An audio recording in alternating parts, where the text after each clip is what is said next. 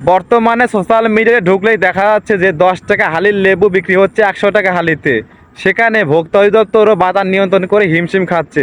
এই ধরনের নিউজ কিন্তু বর্তমান সোশ্যাল মিডিয়াতে খুবই পরিমাণ ভাইরাল এবং খুবই দেখা যাচ্ছে। তো সেখানে আমার প্রশ্ন হচ্ছে, অন্য অন্য রাষ্ট্রে কিন্তু এই পবিত্র মাহে রমজান মাস আসলেই দেখা যায় সকল পণ্যের দাম কমে যায় এবং সীমিত রাখা হয়, যাতে করে সবাই ভালো মন্দ কিনে খেতে পারে। তো সেখানে আমাদের বাংলাদেশে সকল পণ্যের দাম বাড়িয়ে রাখা হচ্ছে, চিন্তা করা যায়?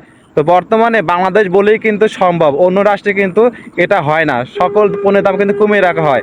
বাংলাদেশ বলেই কিন্তু সকল পণ্যের দাম বাড়িয়ে রাখা হচ্ছে।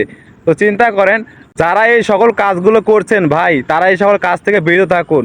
এই লেবুতে মাত্র কিন্তু সারাদিন রোজা রাখার পরে এই ইফতার নেওয়ার সময় শরবত বানানোর জন্যই কিন্তু এই লেবুগুলো কাজে লাগে। মূলত শরবত খেতে মানুষ তৃপ্তি পায়, সেজন্য কিন্তু লেবুটা ব্যবহার করা হয়। তো মাত্র সেই লেবুর দাম যদি 10 টাকা হালির কাছে 100 টাকা রাখা হয়, তাহলে কিন্তু অনেকটাই বেশি হয়ে যায়। তো সেই জন্য আপনাদেরকে যারা এই সকল কাজগুলো করেন বা এই সকল কাজে দূরে রাখুন।